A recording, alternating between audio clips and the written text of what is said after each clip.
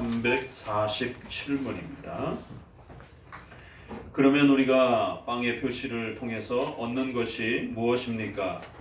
그것은 우리를 하나님과 화해시키기 위해 희생짐으로 바쳐졌던 주 예수님의 몸이 지금 우리에게 주어지는 것은 우리가 이 화해에 참여하고 있다는 사실을 확인시켜 주기 위한 것입니다. 그러면 포도주의 표시를 통해서 얻는 것은 무엇입니까? 주 예수께서 우리에게 배송으로 자기 피를 지금 우리에게 주어 마시게 하신 것은 우리로 하여금 어떠한 의심도 하지 않고 당신의 피의 열매를 얻도록 하기 위한 것입니다. 당신의 말은 성찬은 우리를 예수 그리스도의 죽음과 고난으로 나아가도록 만드는 것인데 이는 우리로 그 고난의 열매에 참여하도록 하기 위한 것이라는 말입니까? 그렇습니다. 왜냐하면 우리의 숙제를 위하여 유일하고 영원한 기록을 지닌 희생제물이 우리 구원을 위해서 이미 바쳐졌기 때문에 이제 남은 것은 우리가 이를 받아들이고 즐기는 것뿐입니다. 그러면 성찬이 제정된 것은 예수님의 몸을 매번 하나님 아버지께 제물로 봉헌하기 위함이 아니라는 말입니까? 그렇습니다. 이 봉헌의 직분을 가지신 분은 오직 영원한 대제사장이신 예수님 한 분이시기 때문입니다.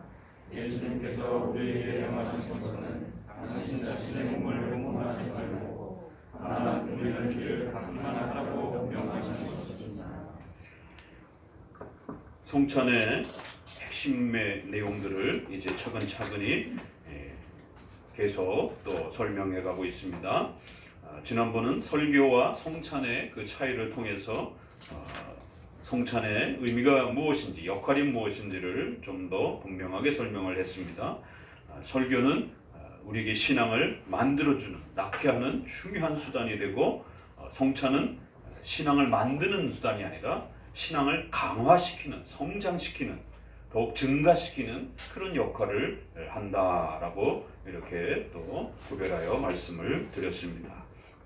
그것은 거꾸로 이해하게 되면 로마 카톨릭적인 이러한 형태가 되고 성찬만 강조하면서 설교를 등한시하는 또 이러한 위험성이 있다라고 말씀을 드렸습니다. 그래서 성찬은 성찬의 그 고유한 역할을 잘 이해하면서 또 바르게 사용하게 될 때에 우리의 신앙을 더욱 증가시키는 아주 중요한 그러한 은혜의 수단이 된다라고 말합니다.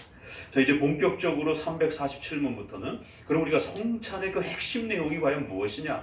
성찬을 올바르게 사용하기 위해서는 성찬이 무엇인지 이제 그 핵심 내용들을 정확하게 간파하고 그 핵심 교리들을 정확하게 가지고 계셔야 됩니다. 성찬이 왜 자꾸 헷갈리냐면 한쪽에서는 떡과 포도주를 예수님의 진짜 살과 피라고 자꾸 강조를 하는 것이에요. 그래서 떡과 포도주를 먹을 때마다 예수님의 살과 피를 먹는 것처럼 자꾸 느끼도록 요구하는 겁니다. 물질이 신성의 그러한 그리스도의 몸인 것처럼 그렇게 되면 샤머니즘화되고 물질이 신성화되는 우상숭배가 됩니다. 한쪽에서는 거기에 대한 염려 때문에 성찬은 아무 의미가 없는 거다. 그저 그냥 상징적인 그런 것이다. 그래서 성찬은 떡과 포도주는 그냥 상징이다. 그걸 너무 지나치게 강조해서 그렇기 때문에 성찬에서는 예수 그리스도께서 계시는 것이 아니다. 이렇게 얘기를 하는 거예요.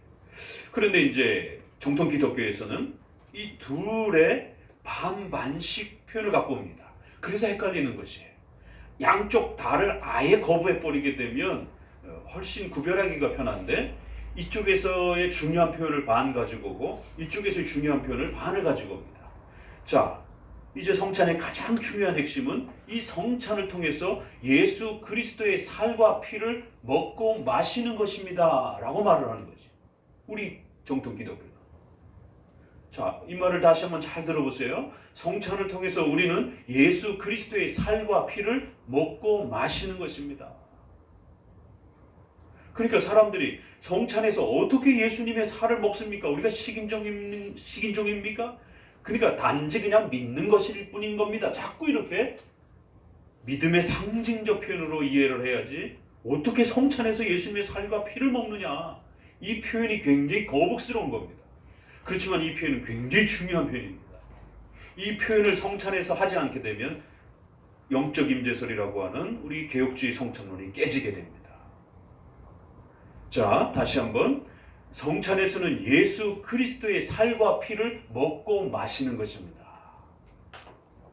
라고 말을 하는 것이 아주 로마 카톨릭과 비슷해 보이죠. 그런데 로마 카톨릭과의 차이는 예수님의 그 살과 피는 빵에 있다라고 말하는 거죠. 그래서 빵을 먹는 것이 곧 예수님의 살과 피를 먹는 것이다라고 말하는 거죠. 그러나 우리는 그건 아니다라고 말하는 거죠. 비록 성찬에서 예수 그리스도의 살과 피를 우리가 먹고 마십니다. 그래서 예수님은 우리의 영의 양식이 되십니다 라고 말하는 거죠. 그렇지만 떡을 먹고 포도주를 먹을 때 그것이 예수님이 거기에 계셔서 살과 피가 되시는, 그래서 우리가 그거를 예수님의 살과 피로 먹는 그런 개념은 아니라는 거죠.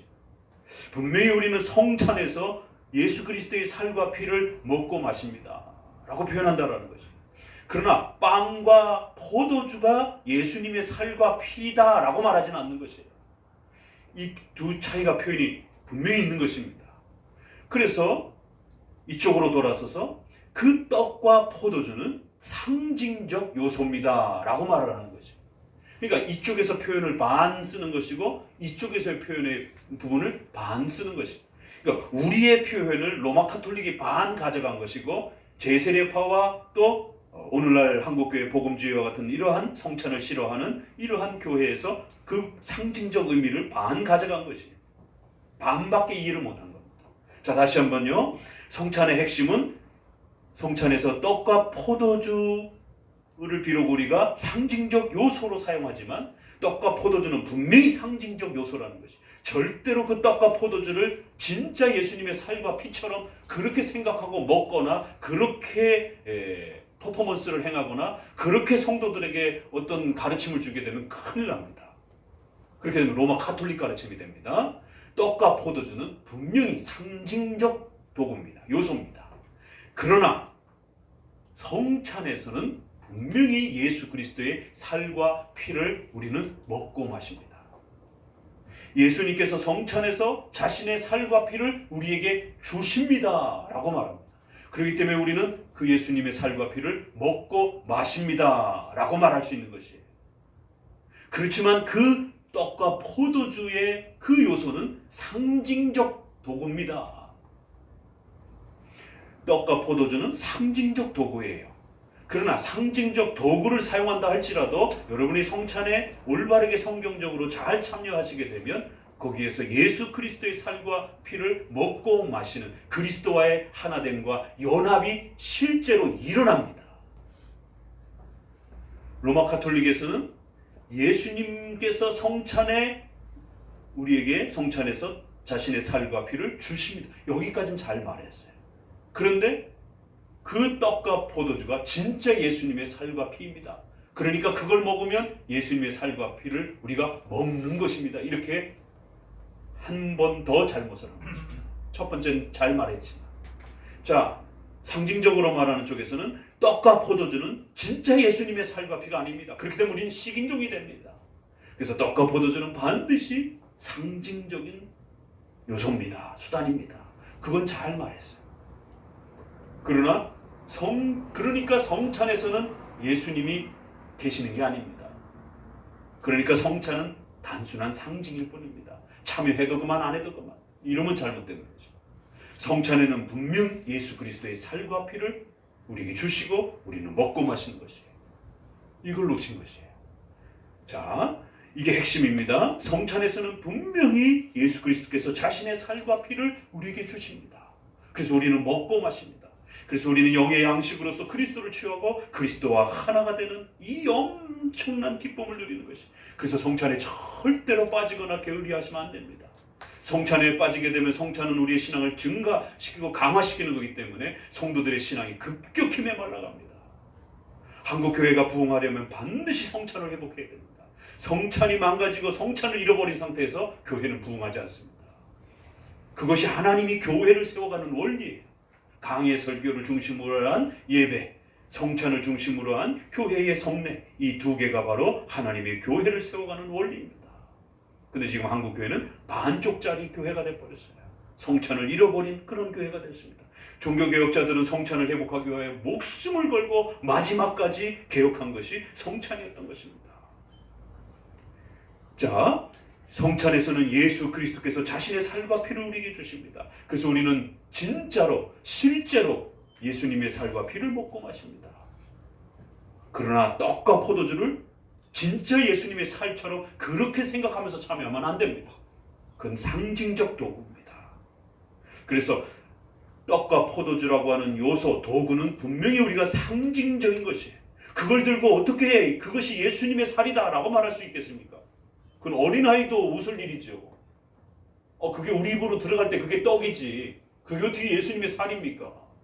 그럼 우리가 예수님의 살을 막 뜯어 먹습니까? 이건 말도 안 되는 것이에요. 로마 가톨릭의 화채설은 떡이 진짜 예수님의 살로 바뀌었다라고 하는 이 화채설은 말도 안 되는, 어린아이도 깨달을 수 있는, 그게 어떻게 예수님의 살입니까? 떡이지.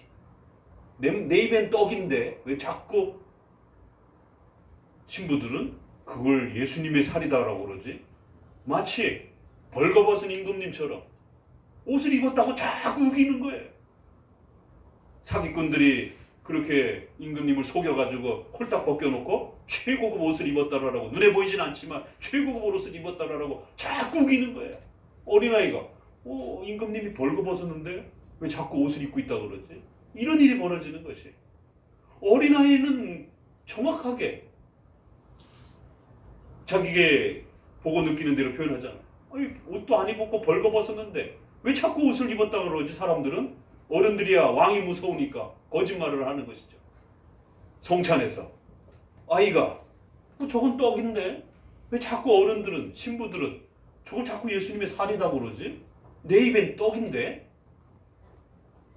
신부들이 거짓말을 하니까 성도들은 그 거짓말에 맞추기 위해서 이건 진짜 예수님의 살입니다 라고 같이 거짓말을 하는 거예요.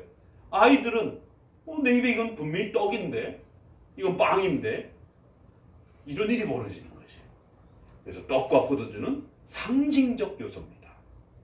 절대로 예수님의 살과 피가 아닙니다. 바뀌는 게 아닙니다. 그렇지만 그 상징적 도구를 우리가 믿음으로 말씀을 통해서, 성령의 도우심을 통해서 잘 참석하게 되면 거기에 신비로운 역사가 일어납니다. 성령의 놀라운 역사가 일어납니다.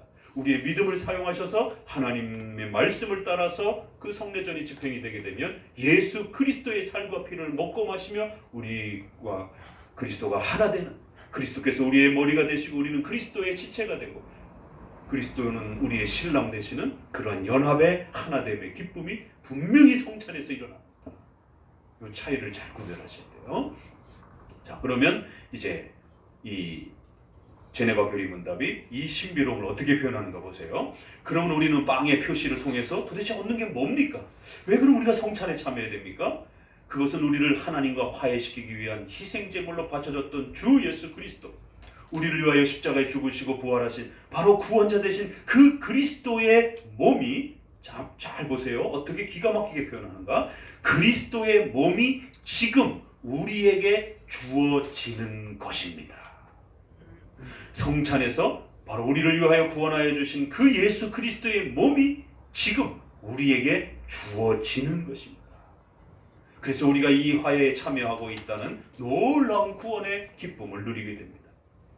자, 포도주는요, 포도주의 표시를 통해서 얻는 게 뭡니까? 주 예수께서 우리의 죄를 대속물로 자신의 피를 십자가에 죽으신, 우리의 죄값을 위하여 피 흘리신 그 그리스도의 피가 지금 우리에게 주어 마시게 하시는 것입니다.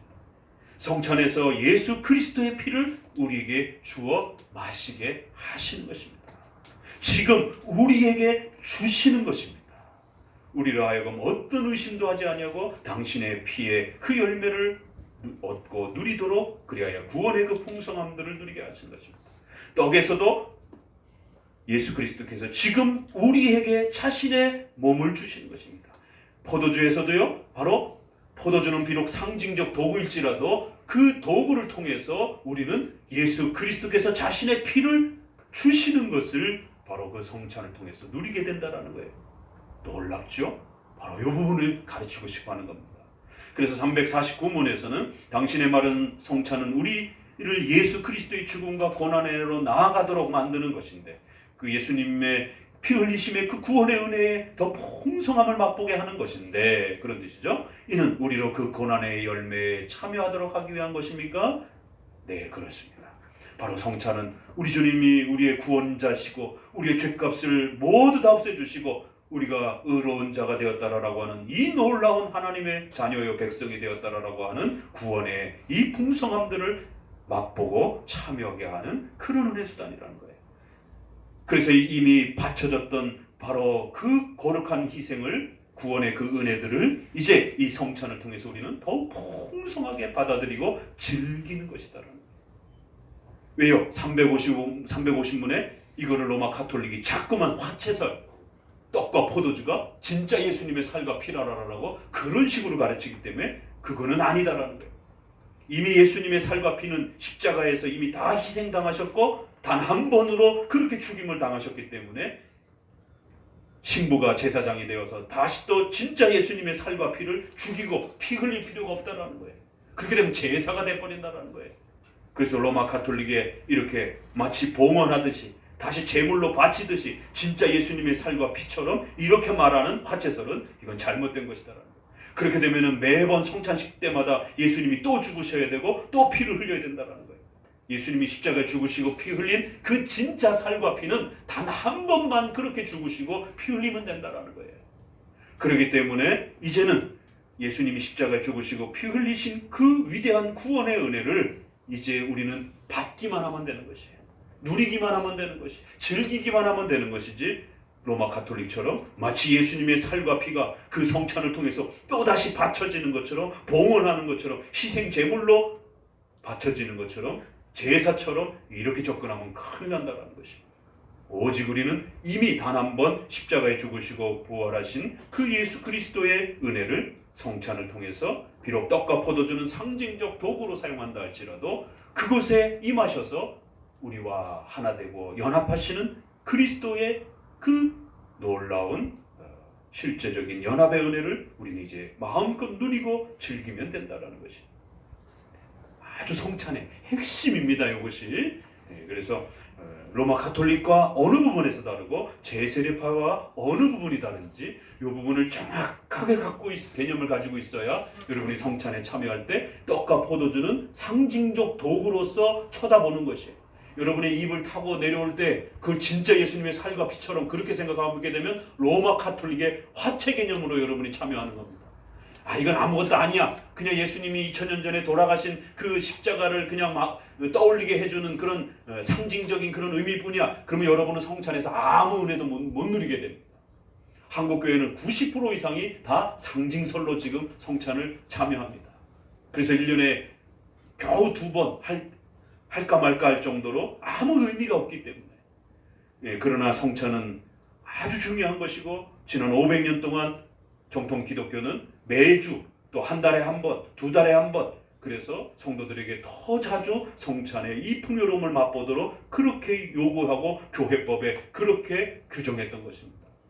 그런데 지금 한국교회는 성찬을 등한시하고 다 잃어버려서 성찬의 이 풍요로움들을 놓치고 있는 겁니다. 왜요? 이 성찬의 개념들을 성도들에게 정기적으로 교리를 가르치지 않았기 때문에. 여러분 성찬에 대해서 단 한 번이라도 교회에서 교육받아 본 적 있습니까? 일반 교회 다닐 때? 저도 모태신앙이지만 단 한 번도 교회 안에서 30년, 40년을 교회 생활하면서 단 한 번도 성찬에 대해서 교육받아 본 적이 없어요. 그리고는 1년에 한 번, 2번 그저 성찬에 참여하라는 것이. 그럼 이 성찬이 무슨 의미인지, 성찬의 떡과 포도주를 어떻게 사용해야 되는지, 나는 어떤 자세로 성찬에 참여해야 되는 것인지 아무런 교육도 못 받은 것이에요. 그래서 그냥 예수님이 나를 위해서 죽으시고 돌아가셨다고 하니까 그 떡과 포도주가 그저 그런 것을 의미하고 상징하는 것처럼 그저 생각하고 그렇게 아무런 의미 없이 참여했던 것이에요. 이것이 핵심입니다. 정확하게 이 교리를 가지고 참여하실 때, 자, 말씀을 올바르게 따라서 성찬이 집례되어지고, 두 번째, 여러분이 그 말씀을 믿음으로 참여하시고 성령 하나님의 이 신비로운 역사를 상징적 도구를 가지고 예수 그리스도와 우리가 하나 되어지는 이 신비로움들을 맛보게 하시는 것은 성령 하나님의 역사예요. 그래서 신비적인 그런 은혜의 수단이다 이렇게 말하는 것입니다. 진짜 신비로움은 여기에 있는 것이에요.